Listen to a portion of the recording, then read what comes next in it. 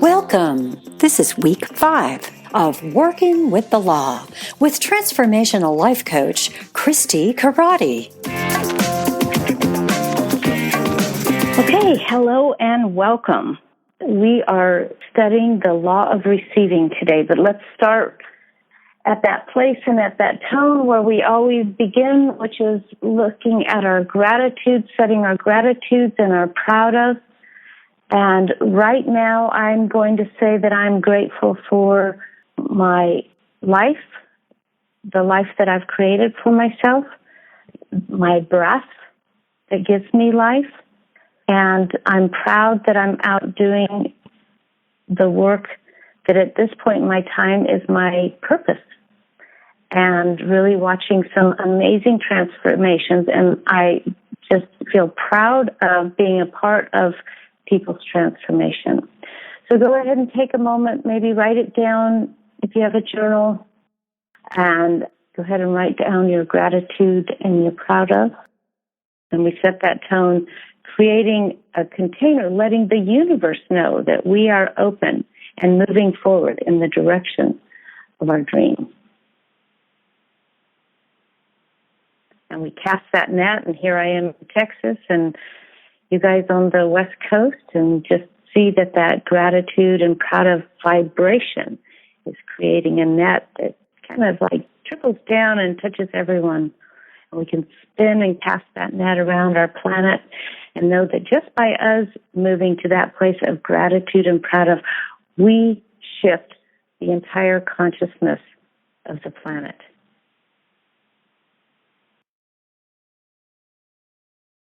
So, we are studying the law of receiving today. We studied the law of attraction a couple of weeks ago, and the way the law of attraction works is that with our attention and our expectation, we begin to attract. And then we studied the law of supply, and that's what we are attracting. Well, we're not really attracting. It's more like the low pressure front that we create the space for supply to come into, and that all supply is available all around us all the time. And the way we work with the law is that it's a growing understanding. And so we touched on all 12 of these laws, and now we're taking a deeper dive, and we'll come around again. So this is really a growing understanding of how the law works. The law doesn't change, but what shifts is our understanding of it. And so the more we understand it, the more fun it is to work with and use these principles. And today we're going to talk about the law of receiving, but I just want to remind you that you have been created to bring your gift into the world, and that it is the delight of the divine when you express that through harmony. And that is part of working with the law. When we work in harmony with the law, when we give our gift into the world, when we work with the law as opposed to trying to do it our own way, we actually bring delight into that universal field. And we often think that the source of our good, that the source of all things, and you guys have been in this work for a while, so you know that it's a little different than that, but that the source of all things, people often think that it is that of the real world, right? That we get our source from even mining the gold, if you will. And that makes the source limited. If we think about, it's just like when they talk about trying to find a resource, whether it's oil or gold, it's like eventually it's going to run out, just like our oil supply, right? But universal supply is unlimited. And as you know, it works backwards. It's our thought into the substance, right? Into that creative substance becomes form. So the law of receiving is really well stated in a scripture, which I'm not a big scripture person, but it's written here in my notes, so I can talk about it. Give, and it shall be given unto you. So it doesn't say get and then you can give. It says give and it shall be given unto you. Good measure, running over. And there is so much good and so much supply that you cannot even contain it. Okay? But the trick of this, the truth of this, the practice of this is to get in harmony with the law. We're dealing with the infinite, and we cannot even contain the good that is seeking us. Think about that. The good is seeking us. And the only thing in the way is our belief systems, is what we don't know. And so that's why we're in this work to study. Napoleon Hill said, when money starts coming, it will come so fast and furious that you're going to wonder where it's been hiding through all these lean years. Okay, so, and money is just outpicturing of supply. It is not supply. Money is not our supply. We don't want the money. We don't even want the plane ticket that we buy with the money. We want the travel, right? So it's being in perfect harmony with the law, and that's why we study the law that allows this experience that Napoleon Hill's talking about to take place. He who seeks a greater life with getting as his objective does not seek life in trueness of spirit. To the extent and so long as any material object remains between the mind of the seeker and the law of God, the two are held apart and do not become one. In the same degree that a man holds to personal opinion and desire, he is limited in knowing and experiencing the limitless authority and power endowed by him and by his Creator. So the law of receiving is really a reciprocal law, and the concept of getting is I need to get because otherwise I won't have. So the idea is a free flow of that. There's not a fear behind the getting, and that's where need comes in as being a negative in a sense. I need this because I don't have it. That's a lack of belief. But I'm open to receiving my good. I'm in the natural flow of the universe. My income is merely a reciprocal part of giving my gift.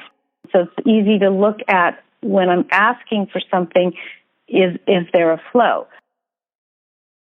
In a state of limited understanding, we reason that we must get before we give, and then we turn and walk in the same mental rut as before by reasoning that we must give before we get. But in our lack of understanding, we continue to leave the getting idea foremost in our thought, and we shut off the spirit of giving. So this whole idea of getting versus giving. And we're talking about the law of receiving. So here we are talking about the law of receiving, and yet we're talking about getting and giving. It's an interesting thing because the law of receiving is about giving. Giving, which is the first or fundamental law of life, is the first law of all creation. The attitude of getting is the law of life in a congested state, in repressed action. And as long as getting dominates a mind, that mind is in a paralyzed condition, being limited in its action in accord with the fundamental law of creation. So, in our limited understanding, we reason that we must get before we can give. But we must give before we can get. Now, I wonder what the chatter's going on in our heads right now. You know, I give and I give and I give. Well, there's a lot of questions. Giving is the first and fundamental law of life. It is the first law of creation. By our giving, we notify the universe that we are in the flow, in the cycle, in trust, in faith, and knowing that we are part of the all-abundant supply. You know, it's sometimes hard when we look at our checkbook and we say, look, there's limited funds here. And we're not just talking about money here and giving, but even if you give in a small amount, Mary says, pick up a quarter and give it to somebody. Mail $1 off to somebody anonymously. It must work within your nervous system, because if you go outside of your nervous system, what do you create? You create fear. Fear creates constriction. Constriction, and this is what they're talking about, the congested state of the idea of needing to get. It's common with people who have started the Dream Builder training to become a Dream Builder coach. And, it's not an inexpensive endeavor. And then they say, like I asked somebody the other day, are you in the accelerator program? And believe me, without the accelerator program, without that coaching for me, I probably would have gone another direction by now, because I need a coach to stay in this work. And I said, are you doing the accelerator program? They said, no, I thought I'd better start making money before I do that. It's like I need to get first before I give. And I'm not saying give outside of, like I said, what works in our central nervous system, but how far can we stretch that? How much trust and faith can we have to know that there is abundant supply all around? Because anytime you say I need to get before I can give, that says there's a limited supply, and I'm afraid I might not get mine. As long as getting dominates the mind, it's a paralyzed condition. Think about that. Doesn't that paralyze you? It stops the flow. I must get before I give. And just like in the work of becoming a coach, there's so many things that you can give out as a coach to begin the flow in the cycle. So they talked about giver's gain as opposed to being raised to get. What are we going to get? What kind of paycheck are we going to get? It's the thought we put on that whole cycle. No desire is felt until the supply is ready to appear. Think about it. That's actually saying if you've got the desire, then the supply is ready to appear, because we will not have a desire unless the desire is ready to appear. All we have to do, just like Michelangelo did, is to chip away at everything that isn't the truth. And then that beauty, that flow, that law of receiving is immediate and visible to us. You can have whatever you're willing to become. Okay, so we talk all the time about setting our vision, setting our intention, and I've heard Mary say so many times, but people aren't willing to do what I do to do what I do. Okay, what are you willing to become? And to be in the work that you're in and the work that I'm in, it takes constant study, and that's what we're here doing. And my talk Sunday at the center was all about vibration, about what kind of vibrations are we going to match. And whatever we need to do to create that vibration, this says you can have whatever you're willing to become. And part of that willing is to have that vibrational match, to be it. And that's why we do our visioning, and we do it as if it's already taken place. And we've talked about this before, but we want to always be turning our attention, our focus on that we want, not that's not working. So Reverend Larry here, that I'm staying with my friend, she was talking about, she found herself looking out at the empty seats at her church. And she said, oh, that's right, I need to look at all the seats that are filled. And then I can imagine even more seats filled, but not to look at the empty seats. And that's what we want to do. And I love this metaphor of what do you do when you go into a cold room? Do you focus on the cold? That might be our first sense or sensation, but that's just like befriending our fear. The cold says, oh, go turn on the heat, right? So we turn and we go and we focus on what is it that we need to do to create the fire that warms us. So many people try to work with the law backwards. We just talked about that a minute ago, that after I get, then I can give. And if you wish to get any good thing, you must first give some good to build upon. And it doesn't have to be money. It doesn't even have to be that thing, but it has to be in the vibrational match. This is what we do with our tagline. My tagline being painting sunflowers in France. When I move to that vibrational match, then that's what I attract to me. So what I'm trying to say here is I don't need to give always in the area of money to receive money, but I need to be in that vibrational match. And that's one of the reasons that we do our gratitudes and proud of, because that is the frequency of.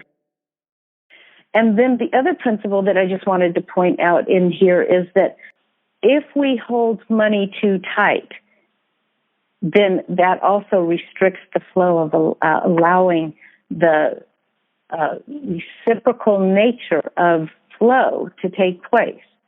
That we need to hold our hands open to receive and reach our hands out to give.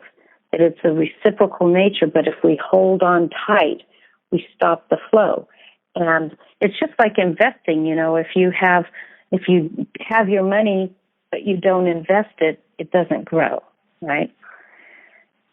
And then the other concept is that if we fail to pay full value in exchange, we fail to understand the prospering law back of the idea. Money represents the law of service. And this was a huge understanding for me when I first, 35 years ago, walked into Dr. Peggy's center and the offering basket would come around. I just was like, I'm not paying for my spirituality. I'm not paying for this. This should all be free. This should all. And one time after a service, I went with some friends out to see a movie, and I paid $8 for that movie. And the movie was terrible. And I thought, wow, I got better value out of the service that I just went to than I did out of this movie. And yet I'm not willing to put my money into an even greater value. And so that was actually a turning point for me to start giving. Now, I wasn't tithing yet, but I was giving. And I realized that I was giving out of gratitude. And that brings us to tithing. So one of the things I loved in here, they say that tithing gives a person self-reliance, a confidence which enables him to build up a positive mental attitude which attracts success. So think about that. And that when you tithe, then that enables you to see that you are building in the direction of prosperity, and it becomes greater and greater and greater that you're able to do that. And the other aspect of this is doing it on a consistent basis. And this speaks to the idea that we want to create a habit of abundance and of a flow and of giving and receiving. And that we don't give as a bargain, I'm going to tithe 10% so I can get my overflowing abundance back again. That's not why we give. And if we give out of bargaining, then our mind is not free to allow that. So we want to make sure, and, I've told you my tithing story many times, and that I actually did know that it would come back. And I had put the money in the offering with a sense of almost like a gesture, of laughing. Okay, universe, let's see how you bring this back around. Now, I didn't give to get back, but I did give knowing I would get back. And it was like out of fun and excitement to see how that would come back. And of course it came back. Someday I have to figure out what that percentage, if I gave 10% and it was 150 and I got 15,000, what's the percentage of that? Maybe one of you math whizzes can let me know. So just coming back to our vision, I want to make sure that you have a clear vision that you're moving towards, and that we not only five-sensorize our vision, but we have an emotional match or a vibrational match that we are using our vision. Now, I have several versions of my vision, and I happen to run across one that I really love the vibration of, which is I have an image of sitting down at the breakfast table with Jerry and saying, oh, Jerry, just wanted to go through our schedule. In 3 weeks I'm leaving to go paint for 10 days in France, and then I'm going to meet up with my retreat participants that are going to arrive on the Italian Riviera, where we're going to do in a creative way, and that'll be a 10-day retreat, and then I'll meet you for a 10-day vacation down in Costa Rica, and Aaron's going to come visit us. So this whole idea, it's a real feeling, emotion to that of like going, wow, look at my life, this is good, this is a match. So feeling that emotional vibration. And when I sit down and write the facts of my vision, it comes out very dry. Okay, so I make X amount of dollars. I mean, I think for me, I can use that experience and like, wow, I just got a check for X amount of dollars. Let me share that joy with you, Jerry. So I can use my relationship and my family life to help create the emotion to create that match. The desire to get comes from a place of lack. So how do we move in any situation to a place of giving rather than getting? And when we set our intention of our income, we're going to make X amount of dollars, how do we change the vibrational frequency of that from getting, which is almost like holding on to what I get. It's mine. If we move into that place of more free giving, and it's not giving it all away, it's giving, it's the sweetest little thing. I was in the grocery store. I had $100 bill in my wallet, and the little old lady in front of me had forgot her debit card, and she was pulling out dollar bills and dropping them on the floor, and I picked them up for her, and she was all flustered, and she asked the clerk, and she said, can I take the groceries home and come back and pay for them? He says, no, I have to unring them. And I said, how much is it? It's $12.97. I said, here, I need to break this $100 bill anyway. Can I pay for your groceries? And it's like, it was really funny because then I paid for my groceries and I was cashing this money so that I had $60 in cash to give somebody. I ended up not having $60 in cash. And yet it was okay. It was like, oh, well, I can write a check. But it's like, how do we keep that flow of giving and not move into that fear? It wasn't like fear of like, oh my gosh, I don't have the $60. It was like, I'm a giving person. I have everything available to me that I need. And this is a powerful thought. You have enough to do all of your dreams and aspirations that you want and to take care of the needs, if need be, of this situation. It is your great accepting of that true nature of yourself, of exploring your greater connection to your own greatness. And what you do with the fear is you befriend the fear, right? You don't send it away and you don't try to affirmation it away. That's the first step. That's only our life preserver. The second step is to take the fear, place it in front of you, stare it in the eye and say, what gift do you have for me? And then Abraham Lincoln, I think it was, said, you have so many enemies, you need to get rid of your enemies. But if I turn my enemies into my friends, they are no longer my enemy. And it's the same thing with our fear. If we turn our fear into our teacher, our gift, and that's why it's so wonderful once we get in this work that, our paradigms do start popping up. It's like, oh, good, I get to have another friend. You don't look like a friend, but I've got another friend coming along here. And it's almost like one of the gifts of this is like, I am not limited by my physical ability. I can be fully present in this conference, learning and gleaning and participating. I am my body, and my body is merely a vehicle of mine, and I have other vehicles, like my mind and my voice. So somebody gave a great example of the ocean. If you need water and you go to the ocean, and you can go to the ocean with a thimble, you can go with a wheelbarrow, or you can go with a tank truck. And when you take the water out of the ocean, does it lower the level of the ocean? No. When you take something out of an unlimited field, there is nothing lacking for anyone else, anywhere else. So that is the law of receiving, is that you can take everything that you need. It is all available to you. But if you go to the ocean and you say, oh my God, I need this, you come from a place, and this is what getting is. Getting is coming from a place of need and believing in lack. I need to get my share because there won't be enough to go around. That's how he's using this idea here. We continue to leave the getting idea. So in the state of limited understanding, we reason that we must get before we can give. And the reason that we reason that in the status quo kind of thinking is that we believe that if we give something that we have, we won't have it anymore, and we therefore will be in lack, when actually everything is available to us all the time.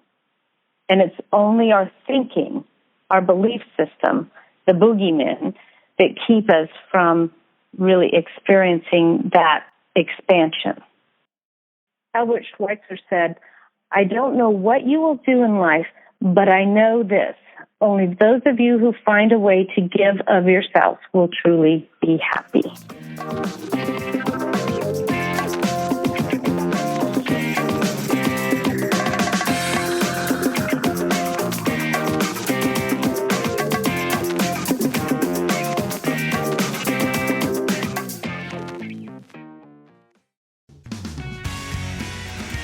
Thank you for listening to this podcast.